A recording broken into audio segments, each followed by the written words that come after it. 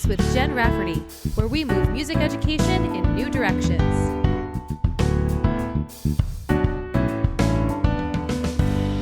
Hello, I am so excited to bring you this week's episode of Take Notes. I had the pleasure of speaking to Lourenço Dias Amador, who is a neuroscientist in Portugal. He is currently a PhD student at the University of Melbourne in Educational Neuroscience and Innovation Studies, and is currently investigating innovation and how it can be modeled as a skill, and specifically how it could become an educational outcome. And through his research, he is also exploring the neuroscience behind creativity. I met Lourenço on Clubhouse, which if you are not on Clubhouse yet, go find a friend who is and get an invitation to Clubhouse, because this is a humongous platform for people who are just trying to make the world a better place and connect with each other in meaningful ways. And Lourenço always has these wonderful rooms where he facilitates conversation about neuroscience, creativity, and often how it relates to the learning process. And I just loved everything he had to say and invited him to come on to this podcast. And we had a wonderful conversation. So let's nerd out a little bit about neuroscience and music education. So Lourenço's research is mainly about innovation science and how it relates to educational outcomes, or in his words, it all culminates in trying to model innovation as a skill, or innovativeness, I guess you could call it, as an educational outcome. Essentially, can we train it? And if so, how can we assess that we train it? That's the general gist of it. Ah, yes, the A word, assessment. And at first, it makes me cringe a little bit to think about assessment and something like innovation. But we really talked about the importance of assessment and why qualitative and quantitative assessment is necessary for determining educational outcomes. I think there's power to, qualitative and quantitative, like observational, or really just bring everything together as an assessment. I personally, with my research so far, it all indicates, and I will only say indicates because I don't want to bias my my conclusions, but it indicates that if innovation is indeed a skill, it's something that's like higher than, say, creativity or problem solving or reasoning, right? It's like integration of all of these things, and it's like almost like an emergent descriptor or emergent capability from bringing those things together, right? It's rather contextual, right? And so can we put it down to like a quantitative thing, like, oh, you got a 3 out of 5 on innovation? No, that's not possible. Can we say, are you having an innovative type of thinking? Something similar to like, are you thinking in systems? Are you thinking as a design? Are you thinking conceptually? I think that's more the possibility. So in terms of assessing it, it's more kind of trying learners, or more specifically children in the context, to put things like, bringing in creativity to solve a problem, but also, critical thinking, which in of itself is also wide, but critical thinking to understanding, okay, this is creative. Is it useful? Is it useful here? Okay, does it have impact, right? Because at this point, what I have is the thing I can definitely say I have, without getting into my conclusions, is at a fundamental level, in a like discipline agnostic perspective, innovation is about really not just novelty, but impact. Impact. It seems that the key to innovation is impact. And I was curious to know about some examples of some of these larger innovative ideas that had big impacts.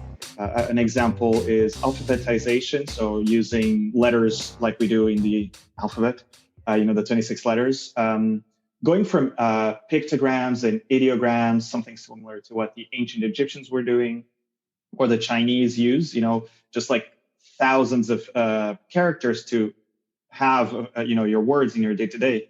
Going from that to like 26 characters that you can bring together, that was an innovation, right? It really, it perhaps wasn't on purpose, but whoever developed it had a massive impact. And it was an innovation first when it first came about. I think it was around Egypt that it first came about. That was like absolute innovation, right? It was the first time we had it, changed things up. When it developed separately, but a bit of time later, more towards mainland Europe, it was also a massive innovation. Was it absolutely an innovation? No, because it already had been done.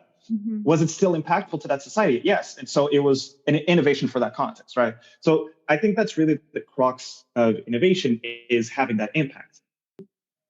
And so to assess it, if you're being innovative, is can you see how something novel can be impactful in that context? So if innovation is about impact, then it seems as if our music classrooms have to create some sort of problem solving or problem-based learning in order for students to really be innovative in their ideas within systems thinking. That also requires a lot of creativity. It also got me thinking about how we can use music education as a way to inspire global citizens, that the impact of music and students' music education can be far-reaching. So then I asked him the big question. If we were to teach innovation, what are the competencies that our students would need to learn? Ooh, okay. Once again, it indicates, because you're really getting to like the ends of my research, so I don't want to bias myself. Okay, we won't ruin it for everybody. We're indicating here.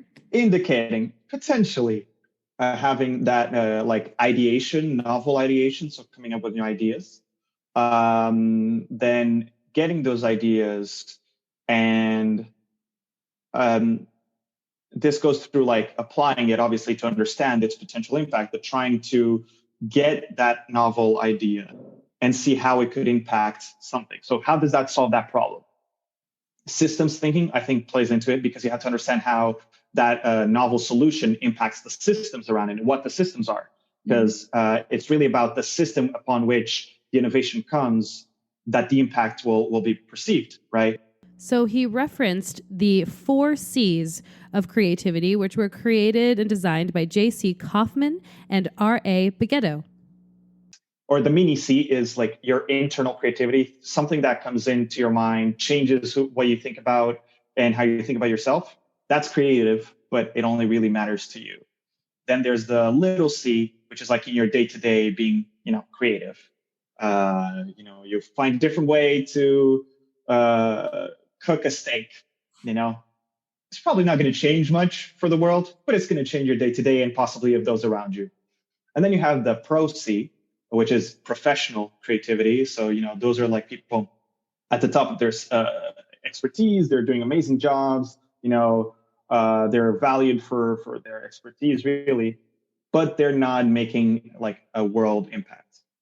And then you have the last one, but it's basically the creativity. It changes the world, right?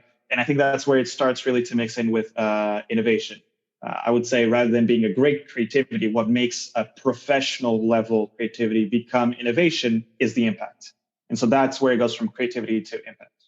While we teach our music students to be expressive, oftentimes creativity is left outside of the realm of what we do inside of the classroom, particularly within the traditional ensemble setting. Because if we're really being honest, the last thing that we want our altos or clarinet players to be is creative, right?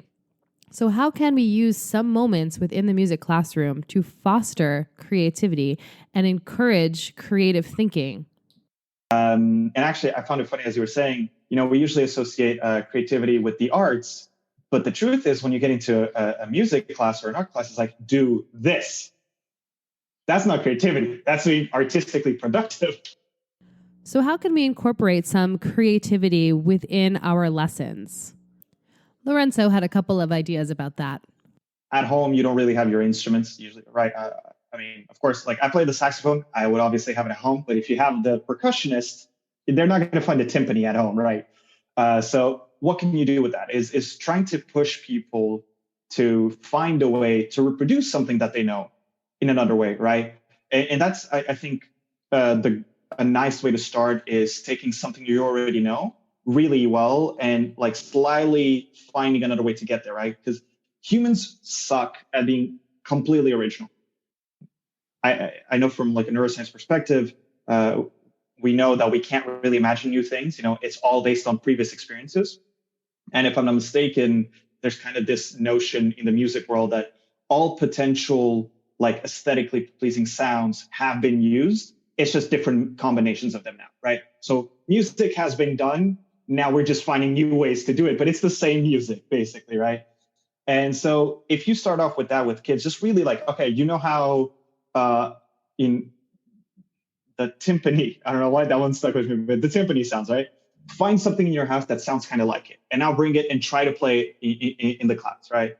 It's going to sound awful probably because it's not tuned, it's not an instrument, but getting to put them to push that way and see how, the artistic expression or, other aspects can be achieved through a way that is not that well structured can also be done is one way to push for creativity, because you're just like stimulating their thinking by pushing, okay, this much. Now, from all your other experiences, let's get to the next part, right? And it's a continual incremental process of, okay, now you have this more information, bring that in with all these other things. Now let's go to the next part, and so on and so forth, right? So you can start with finding something that sounds like a timpani, and then you can end up with, okay, now find something that sounds nice to you, and you want to incorporate that sound into this, right? Getting to a bit of like songwriting. So those incremental things and really just like pushing more and more and more, I think is the best way to stimulate creativity. And creativity is great, but we also live in a world where it is really important that you are correct. And making a mistake can be very difficult to accept, especially as a young student who just wants to get it right.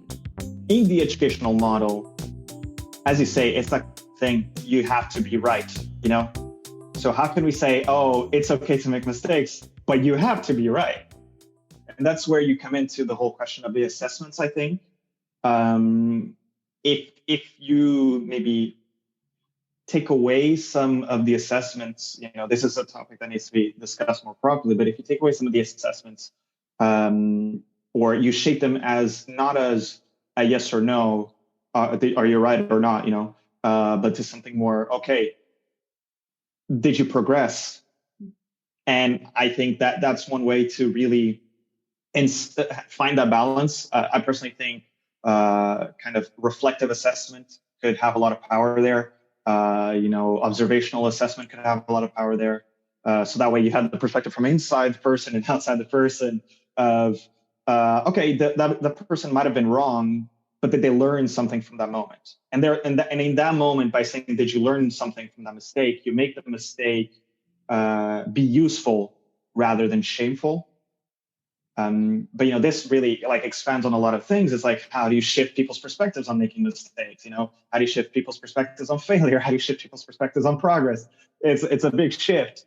I think there's a bit of work going that way, but it's a big task. Changing people's perspectives is a really big task. But guess what? You're listening to this podcast right now, and hopefully there are some really interesting things that you're thinking about, and perhaps it affirms the work that you're already doing, and maybe it's a way to look at things a little bit differently. How do you approach making mistakes in your classroom, and how can you use that to support learning and foster creative thinking and critical thinking and problem solving and perhaps innovation, and use it in a way that students feel comfortable and confident in what they're progressing towards instead of necessarily just getting it right all the time? And so while I had Lourenço on the line, I also wanted to ask him about neuroscience and music. So I had him talk to me a little bit about what happens to your brain when you're playing music. You bring in a lot, right? You're using your hands.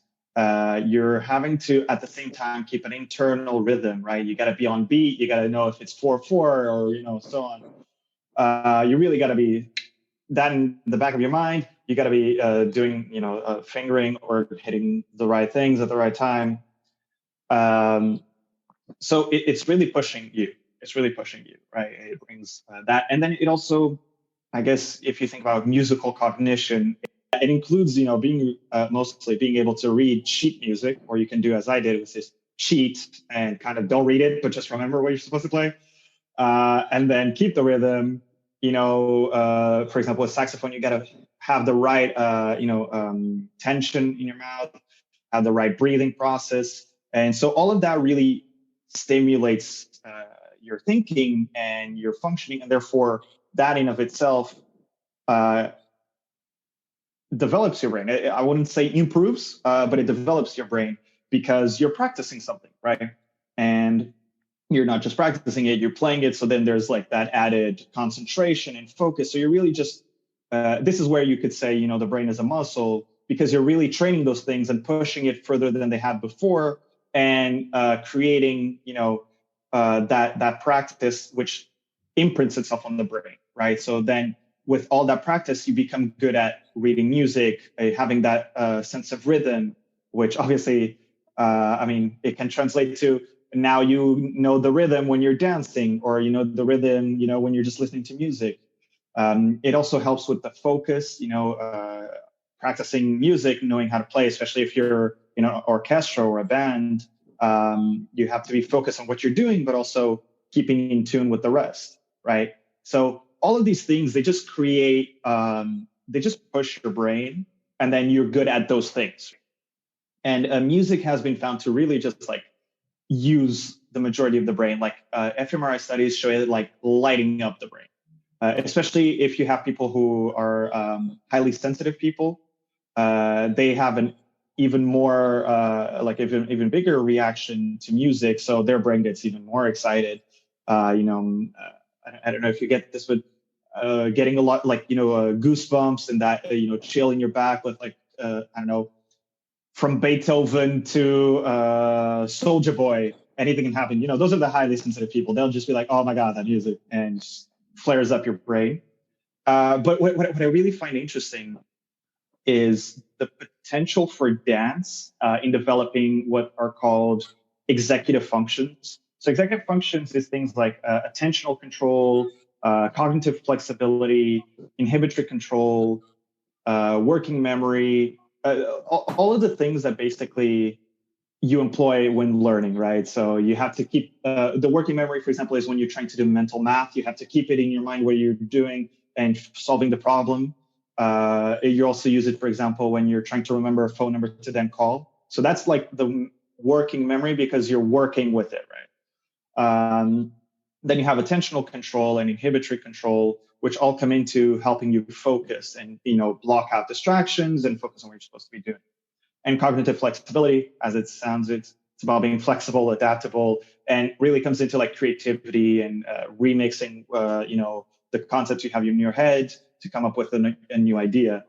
And there's a specific type of activity that has been found to be consistently across all studies develop executive functions in children.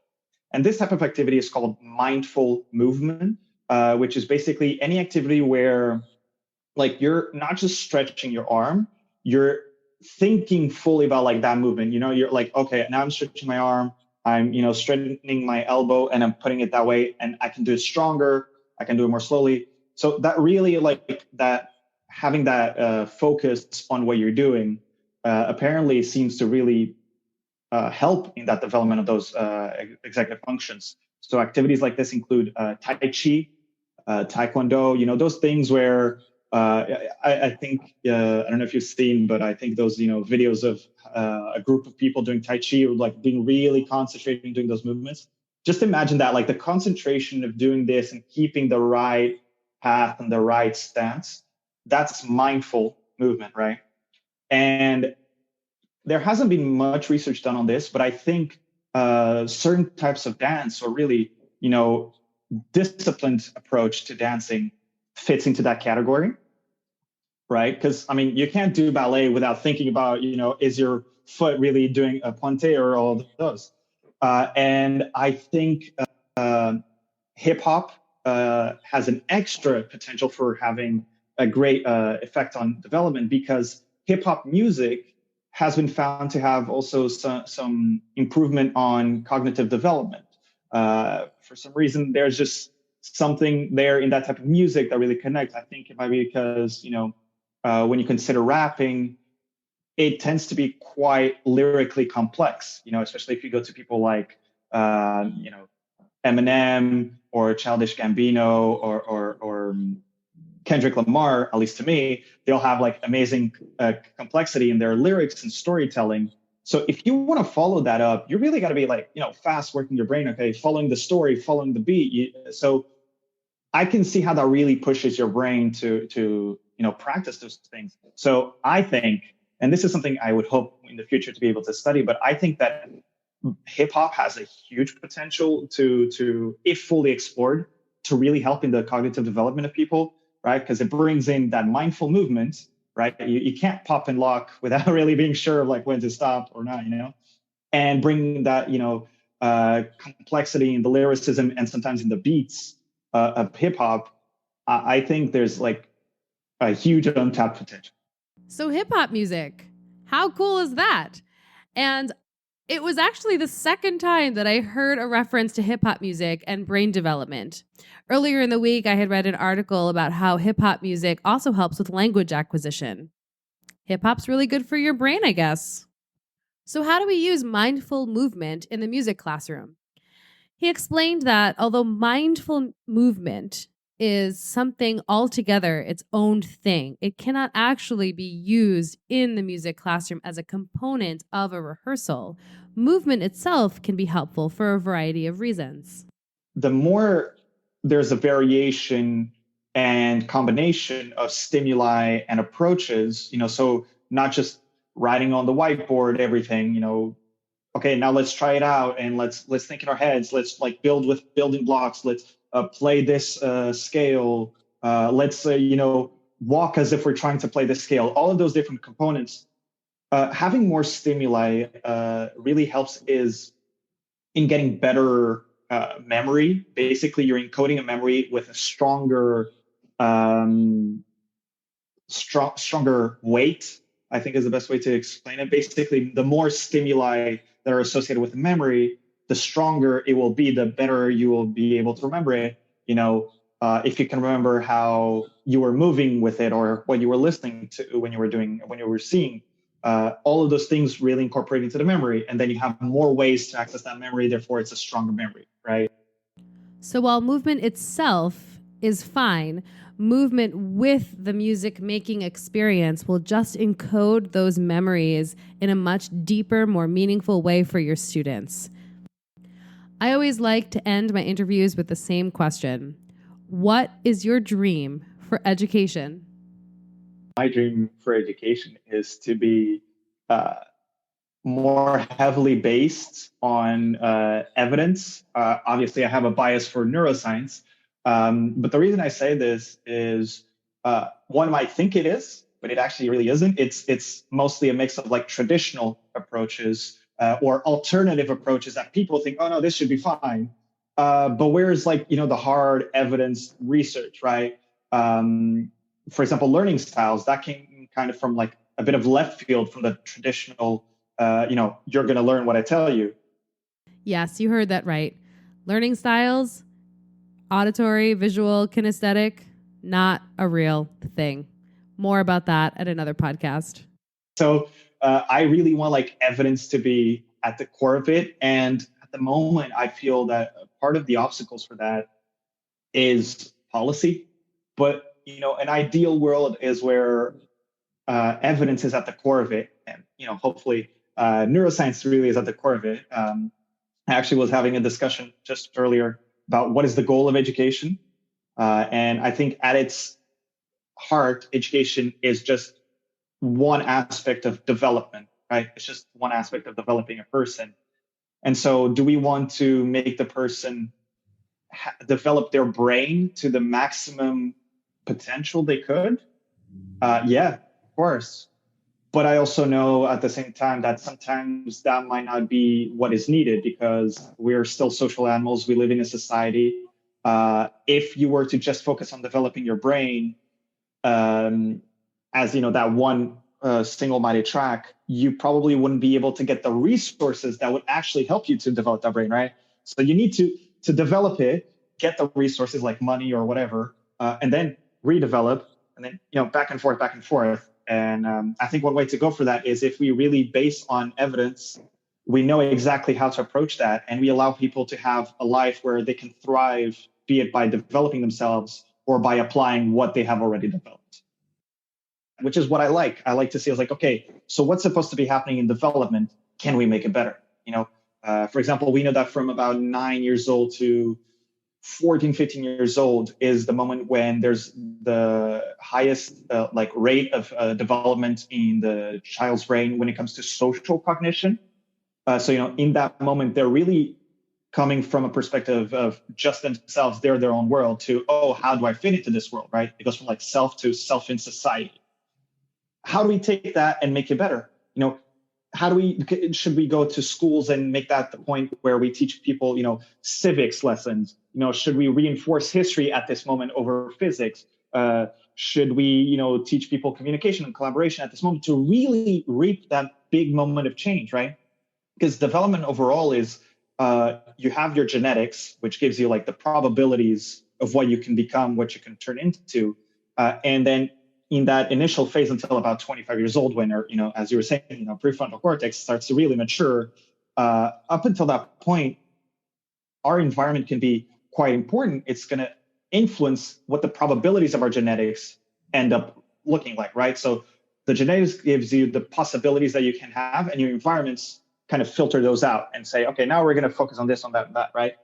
After that, then your genetics are kind of more powerful as you age. Basically, as you age, you start to look more and more and act more and more like your biological parents.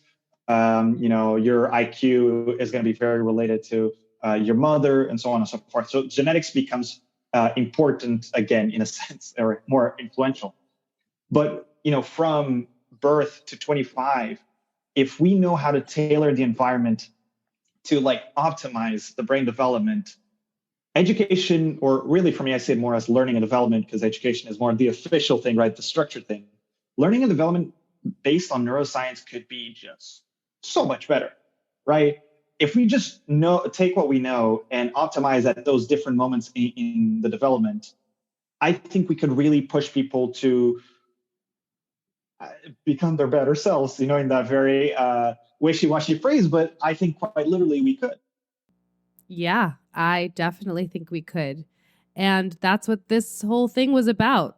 I want to be able to create a platform for people to share their ideas and to highlight this really interesting intersection between all of the different social sciences in this very large ecosystem of education, so we can continue to make school better, to allow children to become their best selves. If you're interested in learning more about Lourenço's work or want to work with him, the easiest way to reach him is actually on Clubhouse. So just search Lourenço Dias Amador, and you'll find a whole schedule of his rooms where he delivers such wonderful information and engages so many people from around the world in such important conversations, specifically about neuroscience and often how it relates to education. Until next time, I'm Jen Rafferty. Have a wonderful day.